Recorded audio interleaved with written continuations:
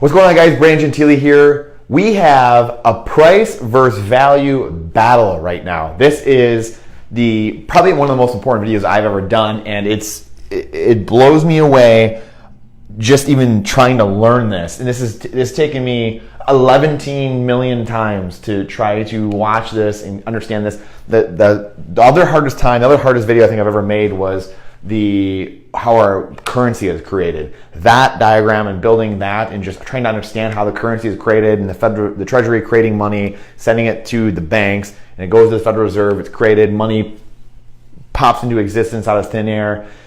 That was incredible. But this is probably the most incredible, possibly this, maybe the second hardest. That other one was really tough. But this is incredible because this affects, again, everything we do in life. Just like how currency is created, this has everything to do with that same topic, price versus value.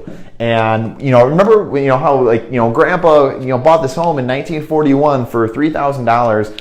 That story that we've all been told, the stories that we've all heard so many times are true, right? But that did happen.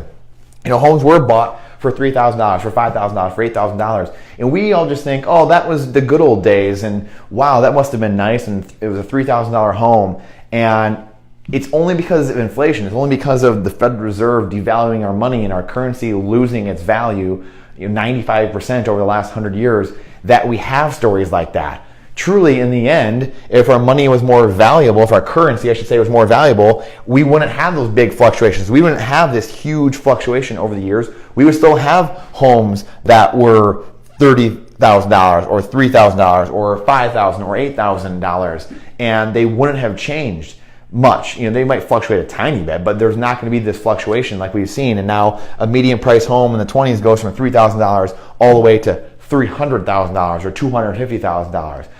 The dollar is what is losing value. Gold and silver, true money, hasn't lost value. It is what it is. It's a commodity. It's something. It's an asset, right? It hasn't lost. Just like a home doesn't truly lose its value. It's only the currency that loses its value and goes up and down. That's what forex trading is, right? It's currencies, being pitted against each other. So what I want to walk through though today is, and like I said before, this is a 5-part series. We have Mike Maloney, who is one of my biggest mentors and a currency historian, and he's really someone that I look up to when it comes to learning about what our currency is doing or why it's doing what it's doing, and knowing that our currency is a currency and it's not money. It's just paper. It's an IOU. It's debt. And that right there is one principle that's changed my life. So I want to give this 5-part series. We have one every month. This is really toward the end of the year. Every month at the end of the year is going to be a 5-part series going through an update he gave, and I'm basically breaking it down and showing exactly what's going on and what he's talking about. Going through price versus value, wealth cycles, the everything bubble, economic update, the death of the dollar, and the biggest crash in history, and opportunities. Because the opportunities is what everyone wants to know. We need to know where we're coming from and where we are, but we also need to know where we're going and the opportunities that lie ahead. Because in every crash, there's unbelievable opportunity, correct? So, Robert Kiyosaki, probably my biggest financial mentor and, personal development mentor, always said, true investors don't run away from a crash. They run towards a crash. And that's what this is all about. It's about understanding why we're in the trouble that we're in. It's about understanding the opportunities that lie ahead and the things that we can all do about them to try to make life better for ourselves and our families. And that's what this is all about. I don't just do this because it's something to do. And I want to spend my time on a Monday or night, on a Friday night, and just doing things for no reason. I do these things purposely. One, so I can train myself. And the more I can teach, the more I can learn, obviously. But the greatest thing is I want to teach someone else. I hope that I can pass down what I've learned, and people that have taught me, I hope I can pass that down to other people. So let's jump right into it. Enough of my BS. Price versus value. And again, I might stumble around a little bit in this because it's as easy as it might seem. I mean, it looks confusing to you right now, but as easy as the concept is to a large extent, it's still very confusing actually. So bear with me, and I want to give you some context here. This is a single family median priced home. So this home does not change. Obviously, there's a couple numbers in here that you can see, but this home has not changed, correct?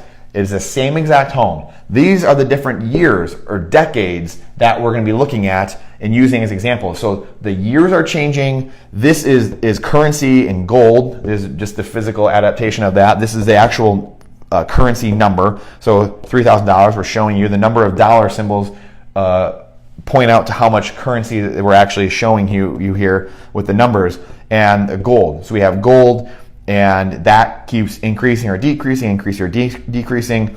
So that shows you the median price home price, these numbers right here. And then it shows you the price in gold. So, or how many ounces of gold you would have. So this, in the 20s, a median price home would be $3,000, or it would cost you 150 ounces of gold. So that preface with that, that's what's going to be going across here and showing you, again, in 2000, a median price home, $200,000, or it cost you 800 ounces of gold. And we know that because of the price of gold at that time. The price of gold is this purple line, which at the time, in the 20s, it was $20 an ounce. In 2000, when it was $200,000 median price home, you divide that by the price at the time, and that's how we get this number. So $200,000 divided by 250 ounces is 800 ounces. So that's how we get that. And then you down here, this is what you're getting. So this number in here, remember this, this is the real estate that you could accumulate up here, and this is the amount of gold that you could accumulate as time goes on. So with that in mind, I want to walk you through this. And you know what, this is, I think this is, I forgot down here, but this is probably, it's over a billion.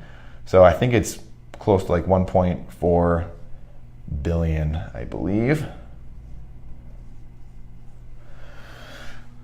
Or sorry, that's price. So we're going to erase this. We'll see how many ounces that is. But like I said, this is the amount of gold that you could receive. So let's walk through this. So in the 20s, a median price home was $3,000 or 150 ounces of gold. If you just a few years later went into the 30s and you bought your, you say you sold here and you got 150 ounces, you sold your home, you had a home, you got 150 ounces of gold out of it.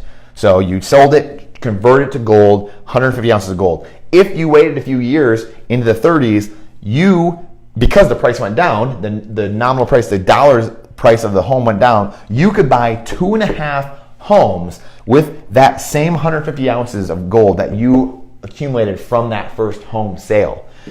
So you now have 2.5 of these single family homes. Again, homes don't change. And we know that again because we can divide this, the 2,000 divided by 35 is $35 an ounce now, and that home is priced at $60 or 60 ounces. So that 150 ounces, you take that divided by 60 ounces is that 2.5. So you own 2.5, right? So you come down here, you now have 2.5 homes.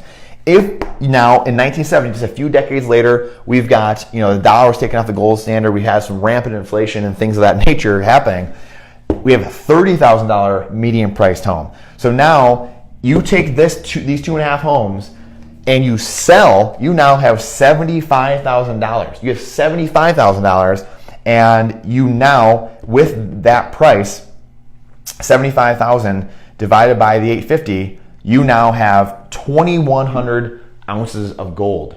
So you can already see the power of what's going on here, right? And I hope you guys are getting this. This is incredible. And in a couple decades, you already see the power of what's going on. So we take that, and then I'm going through this as you guys are going through this right now. I've watched this so many times. But you take this, you now have this gold, and you're going to take that and purchase this.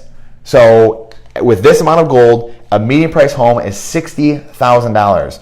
So now at $850 an ounce, so let's do the math here, just so you guys can see, or you guys can do the math in your head. Let's see, 2025 by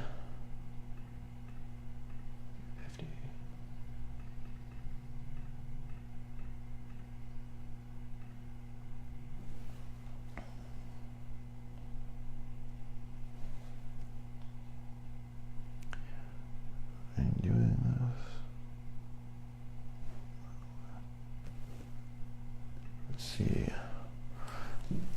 So you have the 2,125 ounces, and you divide that by, or I'm sorry, that's right. That's how you do it. You do 2,125, and then times 850, obviously.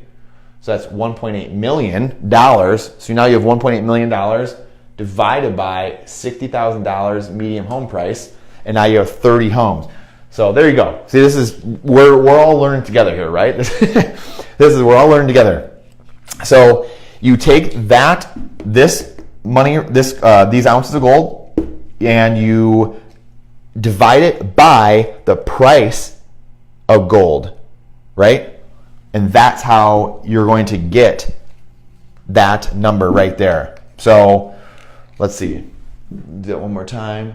So 2125 times, or I'm sorry. So yeah, 2125, and then that amount of gold is worth $1.8 million. So you have that, it's worth that, so it's worth $1.8 million, and then you divide it by $60,000, and you can now have 30 homes, 30 single family, 3x2 homes. That is, again, you now a couple decades in, we're 50, 60 years in. So over the course of someone's life, and again, people live longer now, but over the course of someone's life, you can see the power in what is going on and the wealth that's being accumulated, right? So you now have 30 homes. Two decades later, not a decade later, but 2 decades later, we now have a $200,000 median priced home, and we have 30 homes. So with 30 homes, what are we getting now out of this? So 30 homes, we sell these 30 homes, and we now have, so 200,000 times 30, so median price home times 30 of them, that's $6 million. So we take the $6 million, and then let's see, $6 million divided by the $250 per ounce, and see how many ounces of gold we get. 24,000 ounces of gold, right? So I'm doing the math here partly so I can walk through it myself, but also partly walk you through it so that you're understanding what's going on and understanding how I'm getting these calculations. So 30 homes times 200,000, so 30 of these times the median price, that's $6 million. You trade that $6 million in at $250 an ounce, you now have 24,000 ounces of gold. So 2011 comes around, a decade later. 2011, you have 24,000 ounces of gold, and gold is now at this price. And what we're going to do basically is take the 24,000 ounces and we're going to accumulate real estate again. So at this right here, you have 24,000 ounces. 24,000 ounces times 19.25 an ounce. That's $46 million. And then divide that by, so right there, just dollars, you guys. You can see how important that is, right? $46 million worth of real estate, or you had, or of gold. And then you divide that by the median price home, which is $300,000. And now you have about 160 right there. So 160 homes. You now own 160 homes. Hopefully the 159 of them are making you money and you're cash flowing money and you're living in one of them. And that's the power of this, guys. This, we're going to get to this in here in a second. This is the future, basically. So we're going to talk about that really quickly. But now you own 160 homes. There's less than 0.1% of the country that owns that much. Probably way less that owns that many homes. That is true wealth. So $46 million, and or you've got 24,000 ounces of gold, and or you've bought 160 homes. That is the power of this. And it's all started because you sold your one single family median priced home and you had 150 ounces of gold. So now you can see, look at this. Now watch this. This is what's really neat. So this, look at how much the dollars have changed. When you want to see if the dollar has decreased or not in the value, right? I just told you earlier, 95% of the purchasing power is gone over the last 100 years since the Federal Reserve was created in 1913. You now have this price climbing, obviously, the entire time, and you've got this price going down and up, just stuck in the valuation channel, right? Because gold really doesn't change.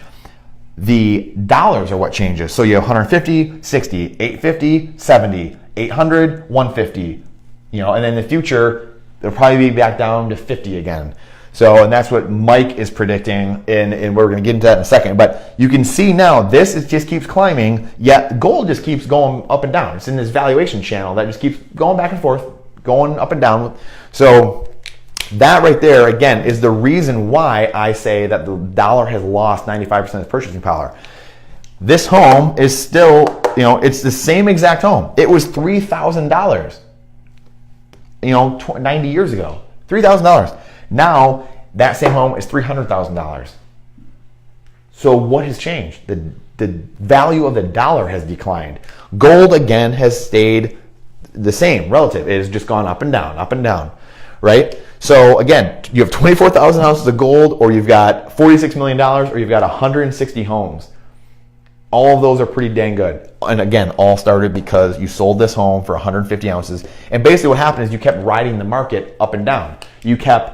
At the height of each market, when you can, and that's the last things I really want to touch on, are when you can look at the market and determine the price versus value, and you can see what things truly are, and you determine price by value really by dividing things against each other. So when we've talked before about dividing the price of a medium priced home against gold, or the Dow divided by gold, or oil divided by gold, or stocks, the Dow divided by oil, those different things, then you can start seeing value, where things truly are and where they're plotted on the chart and on the graph, and you can start seeing things you can't normally see. When you just look at the Dow all the time, you see this, you know, you just see that, you think everything is great and dandy. But when it's priced, and the Dow is priced against gold, it's doing this. And the reason is because of what I just explained. And hopefully, like I said, I appreciate you bearing with me and some of my, you know, a little bit of my bumbling and stumbling around, because these are things that, again, I've learned, and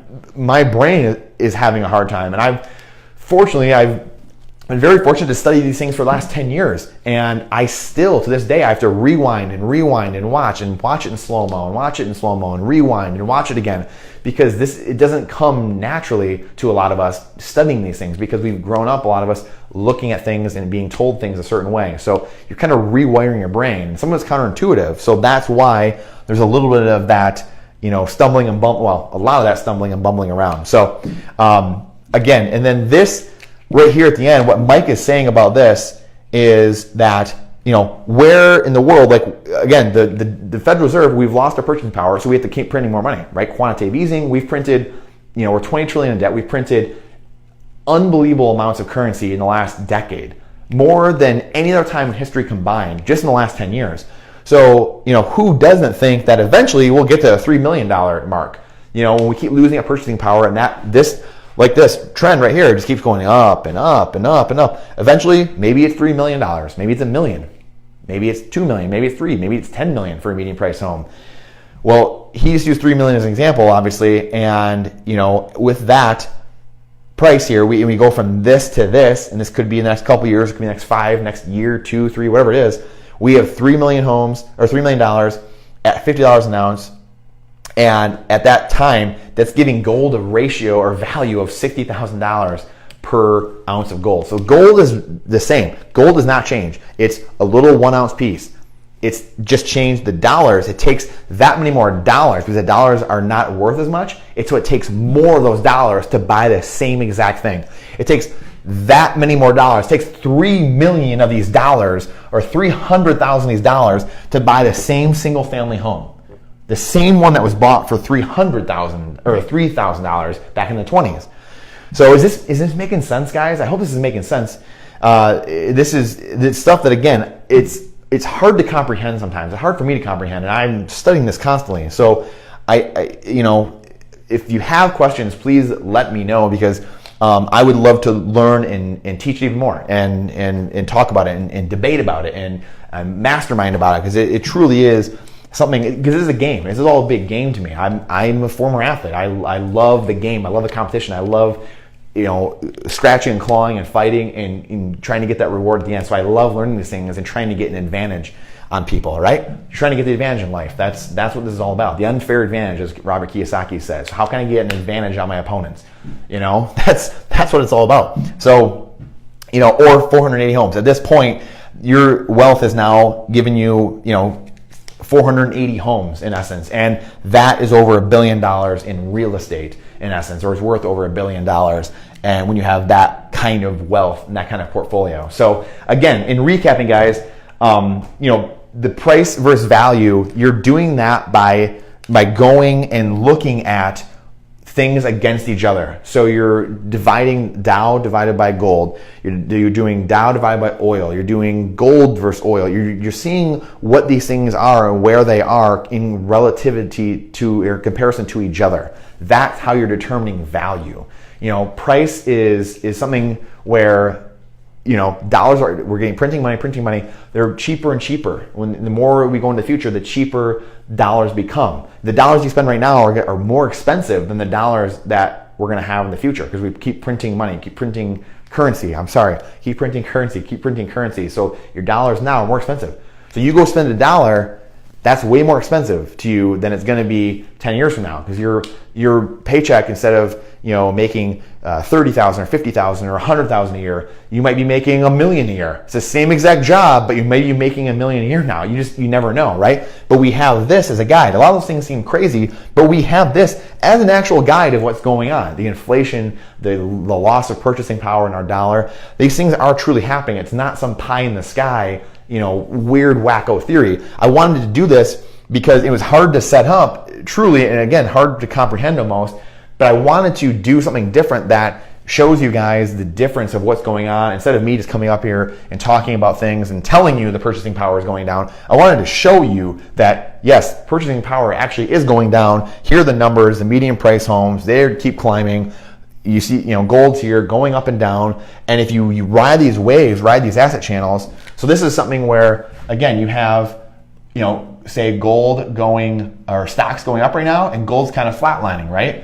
And then eventually stocks go down, and then gold goes up, right? And I should use in different colors.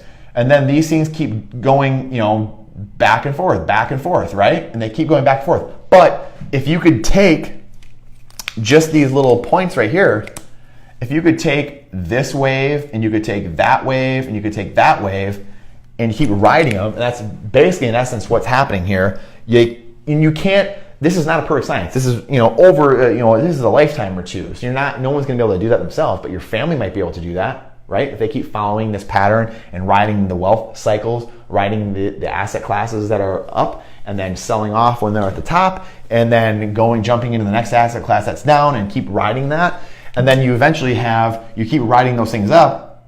You can have the up, and then you take out all the dips, right? If you go from there's another thing that Mike was talking about. He was talking about if you bought in 1929 into the stock market, you had 18 ounces of gold. So the price of one share of the Dow was 18 ounces of gold. It was worth 18 ounces of gold. 89 years later, so in the 2000s, 89 years later, that same one share of the Dow was worth 19 ounces of gold. So you stayed in one asset class your entire life for 89 years, you literally made 1 ounce of gold. That was your return, 5.6% or something like that. That's all that you made. And the problem is, so many people, we sit there for the long term. We sit and invest in the stock market for the long return, in the Dow, in stocks, bonds, mutual funds, IRAs, 401ks, whatever. And we're there for the long term. Well, that gives you a 5.6% return over the course of your life, which is okay, but what do you think inflation is? What do we think, that's eating away. You're literally maybe breaking even, maybe, not even, just through the course of inflation, over the course of your life. And you're seeing the ups and downs. That's an average. So you're getting crushed at certain points, and then you're making a bunch of stuff. And then you're getting crushed, and then you're making money back. What if you just kept making the money, and what if you rode 50% of that ride up, and then you missed that crash? And then you caught 33% of the next ride up, and then you missed that crash. And then you caught 74% of the next ride up, and then you missed that crash. That's truly how, if you want a great book talking about this, it's Retire Young, Retire Rich by Robert Kiyosaki. It's an unbelievable book, and he talks about that. how the smart money rides these wealth cycles. They ride these cycles right here. And so that way their graph, instead of doing this, their graph looks like these purple lines just going straight up. They're taking all these ascending, the ascending lines, and they just, rise up, and they're barely falling ever. And it's not exact science. You can't catch every wave perfectly. This example is for the purpose of the numbers and what's happening. You can't catch every wave perfectly. But what if we cut these figures into a tenth, right? What if we cut them into a tenth of what's that? So you own 3 homes eventually, and then you had 16 homes, and then you had 48 homes. That's the power of it. That's the power of what's going on. If you did a tenth of it, and if you did a half, you had 15 homes, you had 80 homes, you had 240 homes. So that's the power of it. And that's something that I'm trying to do in my life and in doing in my life. And that's something that I hope that so many of you are going to do. And this is why I'm putting this out here. That way it's out there for other people to see as well. And it's helped me so much understand what's going on and be able to position me and my family correctly and help my employees and help the people around me and help my clients and help the people all around us. That way we understand and can have the system working for us instead of working against us. And that's truly, and I understand that's why Robert Kiyosaki, his mission is to elevate the financial well-being of humanity. That's their mission. And it's so paramount because his whole premise is if more people knew these things, then we wouldn't have so many of the problems we have today, so many of the money problems we have today, and so much of the desperation that we have today. And, I'm nowhere close to where I want to be in life, but I have hope because I feel like I have truth on my side. And I hope that in doing some of these things that it gives you some of that ability to see that and, hopefully at the very least, we can talk about it more and debate it and mastermind and grow together. So I appreciate your patience a lot because, some of my stumbling and bumbling, like I said, it's not an easy thing to talk about necessarily. It's not an easy thing to explain necessarily. It's counterintuitive. It's purposely hard. And there's a lot of smart people that made it hard over the years. So that way it's harder to interpret what's going on.